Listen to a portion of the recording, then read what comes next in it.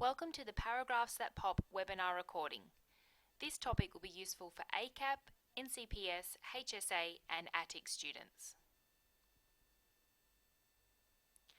This is a recording of the material we cover in the live webinar of this topic. You may just want to watch the video straight through or use the pause button to stop and do the activities. The webinar slides are available at this link. In this webinar, we'll look at how to create signposts to guide the reader through the body paragraphs of your assignment, link body paragraphs to the signposts with topic sentences, and use language to improve flow within your paragraphs. We'll look at sections of a sample essay, but please keep in mind that these are examples only. You may have experienced feeling lost when reading something and thinking, what is this about? Or what does this writer want to say? Sometimes the main point is not clearly expressed, the ideas jump around, or the writing goes on for a long time and you forget what was said in the beginning. You need to make sure that this doesn't happen to the person reading and marking your work. Two things you can do that will help you with this is to plan your assignment so you know where you're going, and to make sure you give the reader some signposting so they won't get lost. Take a look at this essay question and the introduction to the essay. Pause the video here and press play again when you're done reading. The essay question is asking for a discussion of two types of intelligence. This introduction sets up the essay well. The first sentences give a definition of the key term and explain the context of the issue to be discussed. The sentence in red clearly outlines exactly what the writer will do in this essay. This is known as the signposting sentence. The final sentence of the intro gives the thesis statement, in other words, what the writer's line of argument is. In this case, that both types of intelligence are useful. This structure makes for a strong introduction, context and background, then signposting, then thesis statement.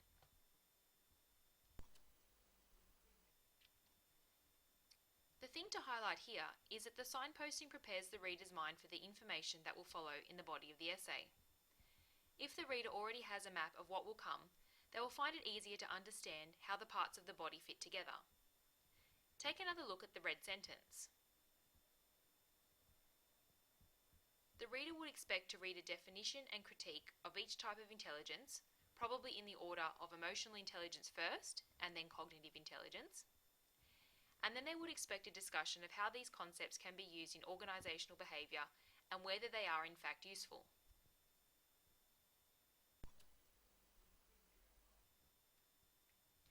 After the introduction, you will then need to write a series of body paragraphs.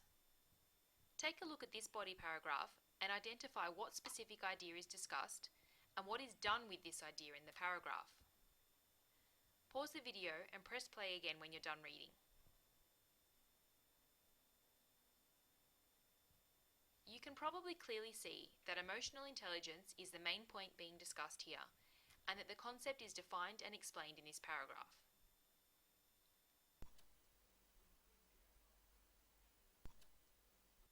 The paragraph was easy to read because of the very clear topic sentence at the start of the paragraph. Why do you think it is important for the reader to know the main idea right from the beginning? The main reason is so that the reader's mind is prepared for the information that will follow in the paragraph, and so that they are less likely to get lost. It may also be so that the reader understands how this paragraph fits into the overall structure of the paper as set out in the signposting in the introduction.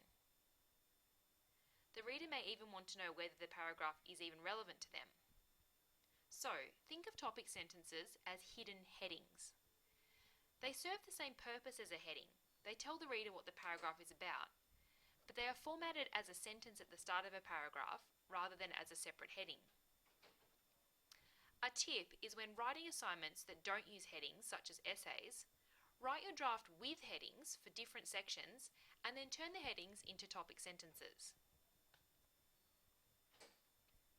This slide shows how there is a link between the signposting in the introduction and the topic sentence in the body paragraph.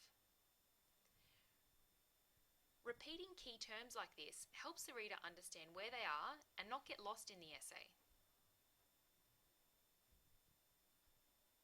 This is the next body paragraph of the same essay.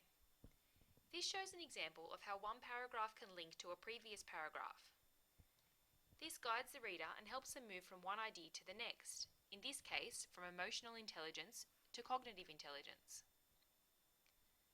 My tip is to visualise each paragraph as a carriage on a train containing one idea and hooked to the next by a link.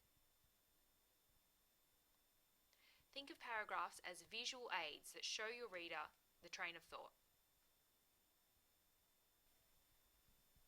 Again, this slide shows the link between the signposting in the introduction and the key terms in the topic sentence, and the sentence after the topic sentence.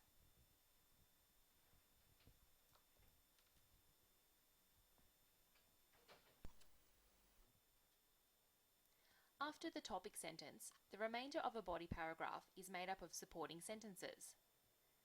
These supporting sentences can extend, elaborate, explain, describe, and justify what was stated in the topic sentence.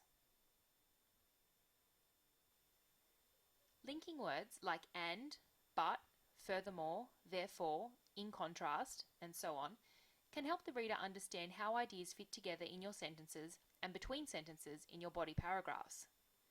Take a look at the example sentences on the slide. You may want to pause the video here.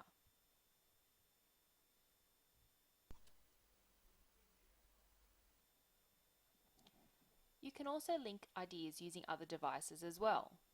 Take a look at these examples and feel free to pause the video to read. In the first example, the pronoun he and the words add and also help the text flow. Also note that using pronouns like this helps to reduce the number of times you put the name and date of the author, giving the text a better flow. After using he twice like this, use the name again, because after a couple of he's or she's, the reader may need to be reminded of the author's name. In the second example, this is used to refer back to peer support. The word idea is also used as a synonym for concept to link back to the first sentence. Now, take a look at this paragraph. How well are the ideas linked together? What is it like to read? Pause the video here and read the text.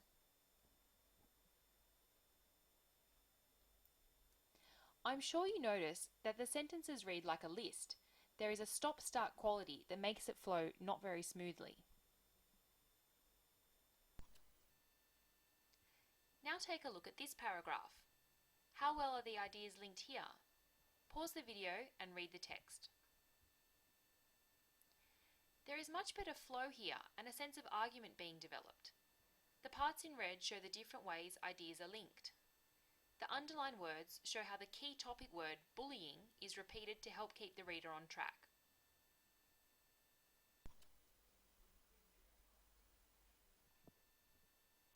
Take a look at these sentences and think about how you could link them. Pause the video, then press play to hear my suggestions. In the first example, the findings seem to be opposite, so a contrasting word like in contrast or however would clearly show this. In the second example, there seems to be a bit of repetition, so using it would help with the flow. I remember being bullied as a child. It had a negative impact on my health, in line with the research of Watkins. Again, take a look at these sentences and think about how you could link them. Pause the video, then press play to hear my suggestions. This paragraph is actually quite hard to read. There seems to be lots of different unconnected ideas. A few linking words would really help with the readability. Take a look at the revision. Just a few linking words really help show the relationship between the ideas.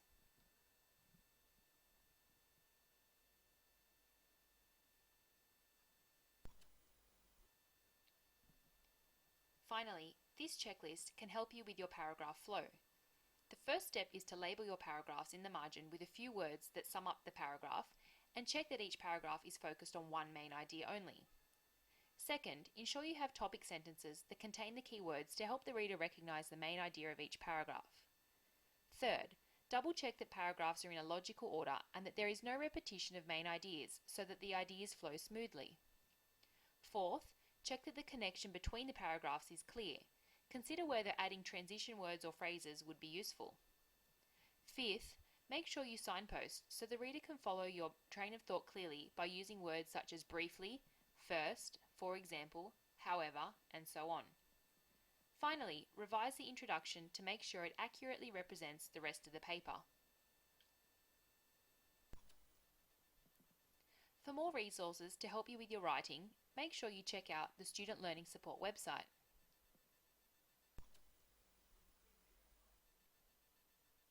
These links will also take you to some more great resources.